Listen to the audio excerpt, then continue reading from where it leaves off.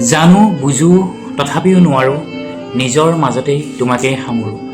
সপোনৰ ৰথ আজি হতবাক স্তব্ধ, জীৱনৰ পথ আজি মলিন বিবৰ্ণ।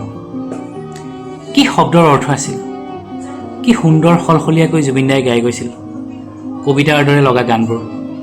কোনে পাৰিব এতিয়া?